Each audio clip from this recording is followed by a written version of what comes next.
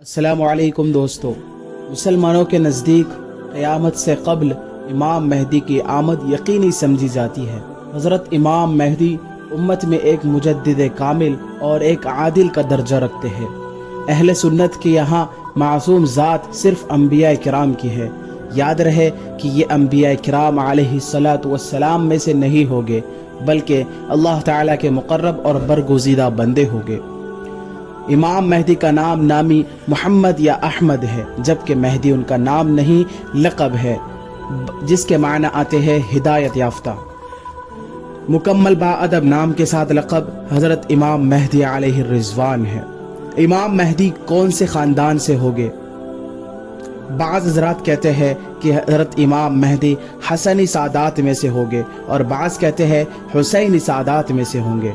और अक्सर उलमाए अहले सुन्नत हज़रत मोहम्मद बिन अब्दुल्लाह अल मेहदी को हज़रत अली रज़ी अल्लाह अन्हु के बड़े बेटे हज़रत हसन रज़ी अल्लाह अन्हु की नस्ल सादात में से ज़ुहूर होने को मुस्तनद मानते हैं।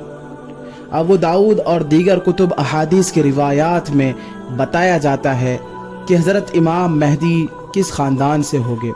हज़रत अली ने अपने साहबजादे हसन की तरफ देखकर फरमाया, मेरा बेटा, जैसा कि रसूलुल्लाह सल्लल्लाहु अलैहि वसल्लम ने इसके बारे में फरमाया, सरदार है जन्नत का।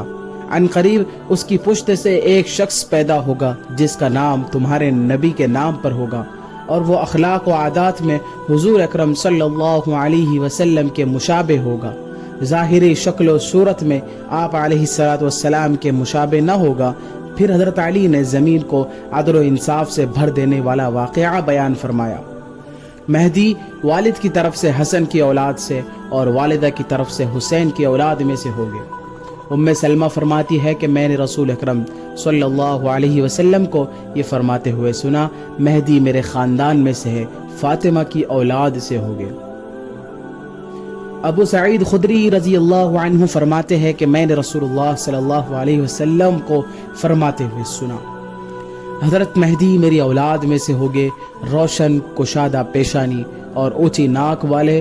वो रोए ज़मीन को अदलो इंसाफ से ऐसा भर देंगे जिस तरह से वो जुल्म सितम से भरी हुई होगी। वो 7 बरस तक ज़मीन पर बरसर इख्तिदार रहेंगे, यानी उम्मत को उनके दौर में जिन उमूर की ज़रूरत होगी और जो चीज़ें उसकी कामयाबी और बरतरी के लिए ज़रूरी होगी, और पूरे रुए ज़मीन के मुसलमान बेतहाशा कुर्बानियाँ देने के बावजूद इन चंद चीज़ों के मोहताज होंगे, तो ये इमाम मेहदी आकर उन तमाम ज़रूरियात को पूरा करेंगे। हज़रत मेहदी को कुदरती तौर पर उनका इदराक होगा। वो उन कोताहियों की तलाफ़ी और चंद मतलूबा सिफ़ात को बआसानी अपना करामत के लिए मिसाली किरदार अदा करेंगे। चंद सालों में वो सब कुछ कर लेंगे जो सदियों से मुसलमान न कर पाए थे। वो पहले से पैदा नहीं हुए हैं, आम इंसानों की तरह पैदा होंगे। 40 साल की उम्र में उम्मत मुस्लिमा उनको अपना कायद बनाएगी। उनके हाथ पर बैअत करके कुफ्र के बर्पा करदा मजालिम के खिलाफ वो अजीम जिहाद शुरू करेंगे, जिसका इख्तिताम आलमी खिलाफत इस्लामिया के क़याम पर होगा। लेकिन इस ज़माने में बहुत से फितने ऐसे खड़े हो चुके हैं जो कहते हैं कि हम इमाम मेहदी हैं, हालांकि ये सब झूठे मेहदी हैं। इनके झूठे होने की सबसे बड़ी दलील ये है कि वो खुद को इमाम मेहदी कहते हैं, जबकि असल और सच्चे मेहदी अपने आप को इमाम मेहदी नहीं कहेंगे। अली बिन अबी तालिब रज़ी अल्लाह अन्हु से रिवायत मनक़ूल है, रसूलुल्लाह सल्लल्लाहु अलैहि वसल्लम ने इरशाद फरमाया, मेहदी हम अहले बैत में से होंगे। अल्लाह ताला एक ही रात में उनको ये सलाहियत अता फरमा देंगे, यानी अल्लाह ताला एक ही रात में अचानक उनको अमारत और खिलाफत की ये सलाहियतें अता फरमा देगा। हज़रत मेहदी इस वक्त पर्दे गैब में है। झूठे मेहदी की सबसे बड़ी निशानी यही होगी कि वह खुद मेहदी होने का दावा करेगा। हज़रत मेहदी को बड़ी सलाहियतें अल्लाह ताला उसी रात को इनायत फरमा देगा। हज़रत मेहदी का ज़ुहूर एक ऐसे वक्त में होगा जब उम्मत को शदीद मुश्किलात से दो चार होना पड़ेगा और हर तरफ मुसलमानों पर अरसे हयात तंग किया जा चुका होगा। चुनांचे उनके ज़ुहूर के वक्त की अलामात आप अलैहिस्सलातु वस्सलाम ने बयान फरमा दी है। हम यहाँ पर चंद निशानियाँ जिक्र करते हैं। सबसे पहली निशानी है, मुस्लिम ममालिक की इक़्तिसादी नाकाबंदी हो जाएगी, यानी मुस्लिम ममालिक में تنگی اور ناکہ بندی اور غذا بندی ہو جائے گی۔ جابر بن عبداللہ رضی اللہ عنہ فرماتے ہیں کہ رسول اللہ صلی اللہ علیہ وسلم نے فرمایا، وہ وقت قریب ہے جب عراق والوں کے پاس روپیے اور غلہ آنے پر پابندی لگا دی جائے گی۔ ان سے پوچھا گیا، یہ پابندی کس جانب سے ہوگی؟ انہوں نے فرمایا، عجمیوں یعنی غیر عرب کی جانب سے ہوگی۔ پھر کچھ دیر خاموش رہنے کے بعد کہا، وہ وقت قریب ہے کہ جب اہل شام پر بھی یہ پابندی لگا دی جائے گی۔ پوچھا گیا، یہ رکاوٹ اور یہ پابندی کس کی جانب سے ہوگی؟ فرمایا، اہل روم یعنی مغرب والوں کی جانب سے۔ پھر فرمایا، رسول اللہ صلی اللہ علیہ وسلم کا ارشاد ہے کہ میری امت میں ایک خلیفہ ہوگا جو لوگوں کو مال لپ بھر بھر کے دے گا اور شمار نہیں کرے گا۔ نیز آپ علیہ السلام نے فرمایا کہ جس کے قبضے میں میری جان ہے، یقیناً اسلام اپنی پہلی حالت کی طرف ضرور لوٹے گا، جس طرح کے ابتدا مدینے سے ہوئی تھی، حتیٰ کہ ایمان صرف مدینے میں رہ جائے گا۔ پھر آپ نے فرمایا، مدینے سے جب بھی کوئی بے رغبتی کی بنا پر نکل جائے گا تو اللہ تعالیٰ اس سے بہتر کو وہاں آباد کر دے گا۔ کچھ لوگ سنیں گے کہ فلاں جگہ پر ارزانی ہے، باغ و زراعت کی فراوانی ہے، تو مدینہ چھوڑ کر وہاں چلے جائیں گے، حالانکہ ان کے واسطے مدینہ ہی بہتر تھا، وہ اس بات کو جانتے نہیں ہے۔ دوسری علامت اور دوسری نشانی یہ ہوگی امام مہدی کے ظہور کی کہ عرب کی بحری ناکہ بندی کر دی جائے گی۔